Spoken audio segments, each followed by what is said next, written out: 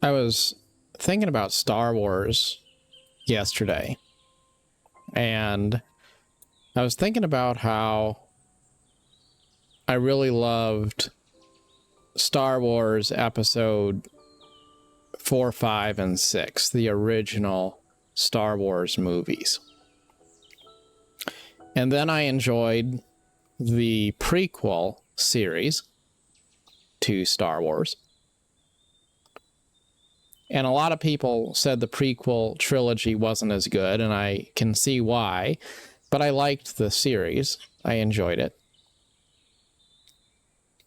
And those 6 movies were of formative importance to me. When I saw them, they were at the level of being kind of life-changing. They were legacy films that I would remember for the rest of my life.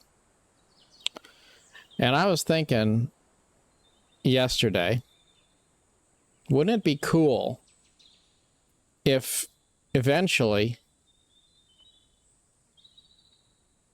episode 7, 8, and 9 were made, so that you had 3 trilogies and a total of 9 movies, like George Lucas had intended. I was thinking about that. And then it occurred to me, wait a minute, they actually did. The sequel trilogy was released around a decade ago now. And the truth is, I probably watched the trilogy of sequel movies in theaters. And then I proceeded to completely, entirely forget that they even existed. Now, if that isn't a testimony to what it means to have quality and what it means not to, I don't know what is. Because there's these iconic films that I could never forget, and I will always think back to those things. And then there's these spin-offs where somebody decided they were going to try to piggyback off of the success of a franchise, but they didn't actually live up to it. And whether you like it or you don't like it at the time, the real test is when years pass and eventually you forget entirely that some things even happened at all. And I think it's really crazy how we can sometimes completely forget about stuff. And then there's other things which you never forget. You know, I was watching a video of a guy who said, he's talking about the Elder Scrolls. He said, you know, I was a kid playing Oblivion. I was playing Morrowind. I played Skyrim. And I put thousands of hours into this franchise of Elder Scrolls games. And then it occurred to me, he said, that I just don't even know what is an Elder Scroll. Somehow you could like the world that the game was set in. You could put thousands of hours into the games. And yet, something which should be a very basic part of the lore, you just draw a blank. And I think a lot of that comes down to what is the narrative motive behind storytelling? Because sometimes we get into the lore of a game world or a fictional world in a fantasy story, and we try to convince ourselves that it's part of something that's deeper, and there's some sort of a intrinsic, maybe almost an esoteric meaning behind the design and the lore of the world. But the reality is, many times, a lot of the things that are designed and presented to us are actually just generic plot elements used to hook players and sell games or movies. And then there's a few things that aren't, you know, like Lord of the Rings or maybe Harry Potter. These epic franchises where it just felt so much like it was real.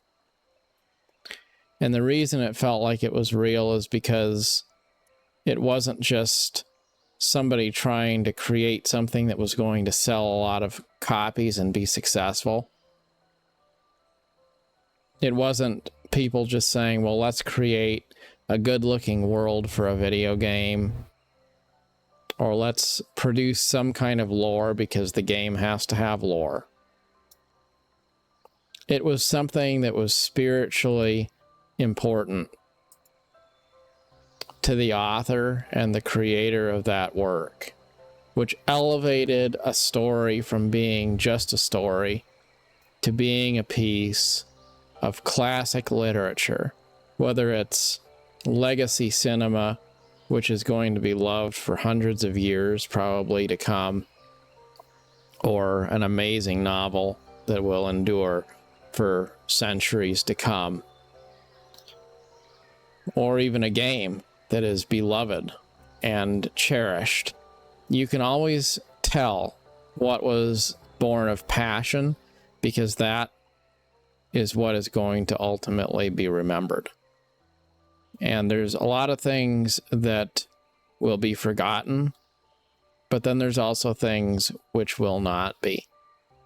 And if it feels real most of the time, that's because it was born of something that was near and dear to the heart of its creator.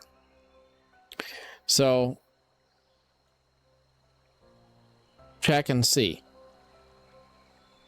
Trial by fire to see of what sort things are made.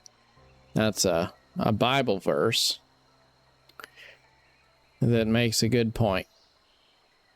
You can have things that say they're good, that demand to be good, that demand to be accepted, but ultimately, the things that truly are good will always be remembered and be cherished, and the things which are of lesser value will be forgotten. I think there's a lot of things that are forgotten these days. A lot of things that are supposed to be big IPs that just fall flat. And then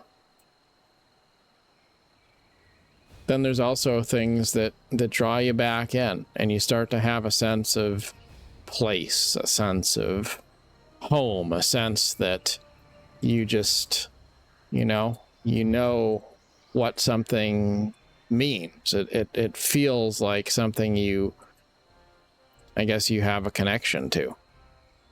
And that's special. But it's not everything.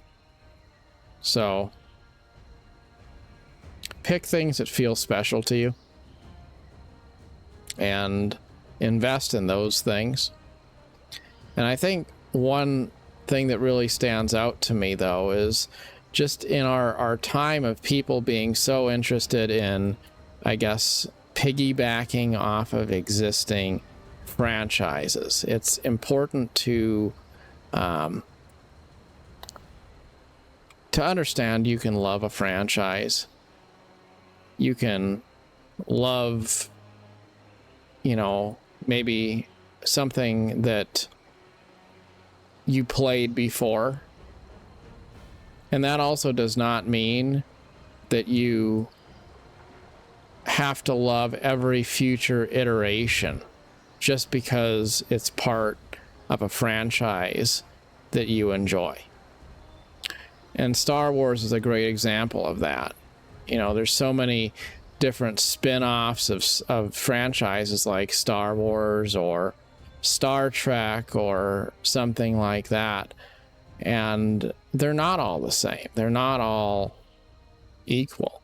So sometimes it's important to say, hey, you know, I can like a franchise, I can like a game I used to play, I can like a game world, but that does not automatically give the franchise a free pass to pump out lower quality content and make me obligated to be beholden to it just because it is part of something that I identify with. Could be Elder Scrolls or Star Trek or Star Wars or any number of other gaming franchises. I think we've all seen it, where there's games that we don't really enjoy, there's movies we don't really enjoy, but they're part of franchises and game worlds that do feel special to us. And so we have this sense of, I guess, conflict inside, because we're like, we don't want to betray the franchise, but we also don't want to try to force ourselves to like or enjoy something which just kind of falls flat. There's also something to be said for the fact that things can be not absolutely terrible, but they can have nothing really excellent about them either. And I think that's maybe one of the things where, like, you look at stuff and you think, well, like, what is wrong with this? And it's hard to really point out anything that's extremely wrong with it. It's hard to really point out anything that's really amazing about it either. And, you know, I think a game like New World stands out to me in that way.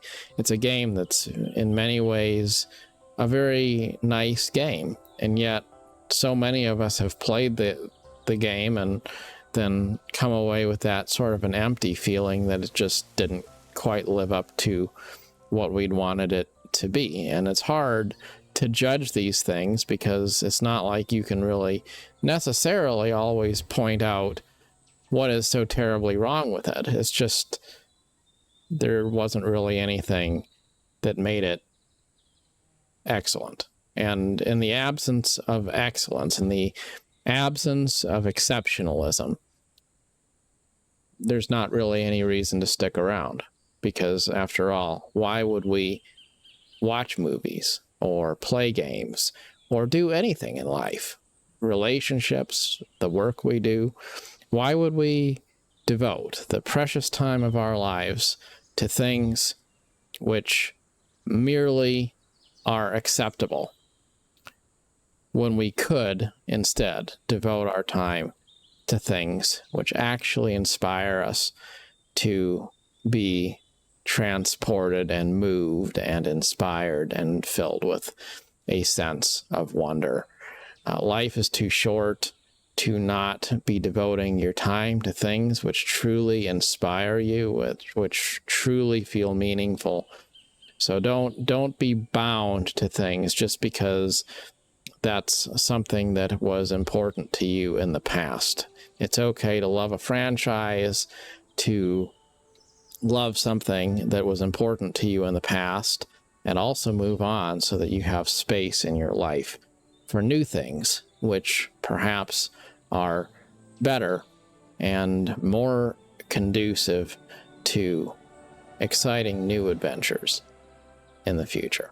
As always, good luck on your adventure. Thanks so much for watching. Till next time.